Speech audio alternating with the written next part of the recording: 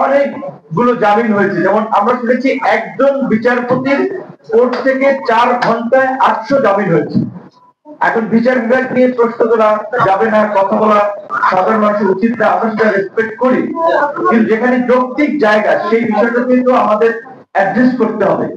প্রথম আলো সহ বেশ কয়েকটি গণমাধ্যমে কিছুদিন আগে যে প্রকাশিত হয়েছিল এই জুলাই গণ অভ্যুত্থানের মামলায় গ্রেপ্তারকৃতদের 42,000-এর মধ্যে 74% আপনার জামিন হয়েছে। এখানে আমাদের সামনে বসা মির্জা ফখরুল ইসলাম আলমগীর সাহেবের মতো একটা পার্টির সিনিয়র লিডার, একেবারেই বাংলাদেশের সব শ্রেণীর মানুষের কাছে মোটামুটি তার ব্যক্তিত্ব এবং তার রাজনৈতিক ক্যারিয়ারের কারণে সমাদৃত। তাকে আমরা দেখেছি যে 28শে অক্টোবর, গতকালকে যে ভয়াবহ 28শে অক্টোবর গিয়েছে, 2023 সালের 28শে অক্টোবর একটা শান্তিপূর্ণ আন্দোলনকে কিভাবে আইন শৃঙ্খলা বাহিনীর পৃষ্ঠপোষকতায় রক্ষা করে দেওয়া হয়েছিল, এবং সেই আন্দোলনে এই আন্দোলন বানচাল করারই প্ল্যান ছিল পুলিশ হত্যা করা। তারা হত্যা করেছে।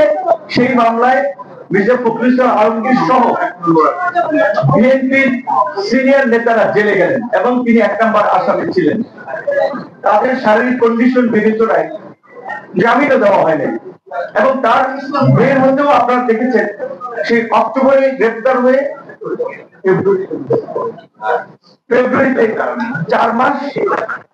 তার মতো সিনিয়র লিডার পার্টির সেকেন্ডম্যান তারাও 4 মাস একটা ভিত্তির মামলায়, মূলত সেটা নির্বাচন করার জন্য এই মামলাগুলো দেওয়া হয়েছিল। তো 7ই জানুয়ারি নির্বাচন হয়েছে, নির্বাচনের পরে ছেড়ে দিতে পারত, দেওয়া হয়নি। এবং আদালতকে কিভাবে নিয়ন্ত্রণ করা হয়েছে রাজনৈতিক প্রতিপক্ষকে দমন করার জন্য আপনারা জানেন। এই গণ অভ্যুত্থানের স্পিরিটকে ধারণ করে অন্তত এই গণহত্যায় যারা জড়িত, এই ফাঁসিবাদী শাসনের সাথে যারা জড়িত, তারা কারাগারে থাকবে, তাদের একটা দৃশ্যমান পানিশমেন্ট হবে, এটা তো আমরা প্রত্যাশা করতে পারি। সে কিভাবে 4 ঘন্টায় 800 মামলা জামিন হয়? আমাদের বিচারক মহোদয়দের কাছে আমাদের প্রশ্ন, যে প্রধান বিচারপতি আমরা পত্রিকার মাধ্যমে দেখলাম যে তিনি এই বিষয়টি খোঁজ খবর দিচ্ছেন যে তিনজন বিচারপতির বিষয়ে। তো বিচারের কথা আমরা বলছি যে এসান ভাই হেডলাইন করেছিল, লিখেছিল যে 1 বছরে অগ্রগতি নাই। অগ্রগতি হবে কিভাবে? বিচারালয় থেকে শুরু করে সচিবালয়, সামরিক বাহিনী থেকে প্রশাসন, কয়েকটা জায়গা থেকে আমরা আসলে প্রকৃত অর্থে যারা ফ্যাসিবাদের সহযোগী ছিল, ফ্যাসিবাদকে পৃষ্ঠপোষকতা করেছিল, আমরা মুক্ত করতে পেরেছি। বিচার শুধু যারা রাজপথে আমাদের উপরে আক্রমণ করেছে তাদের হবে, শুধু গণহত্যায় যারা আপনার সরাসরি অংশগ্রহণ করেছে তাদের হবে? এই দানবকে যারা তৈরি করেছে ব্যবসায়ী শ্রেণী, এবং এই দানবকে তৈরি করে যারা লুটপাট করেছে তাদের বিচার হবে না? এই সরকারের 111 সরকার অন্তত আমরা দেখেছিলাম দুর্নীতির বিরুদ্ধে এক সপ্তাহ শুরুর দিকে ছিল।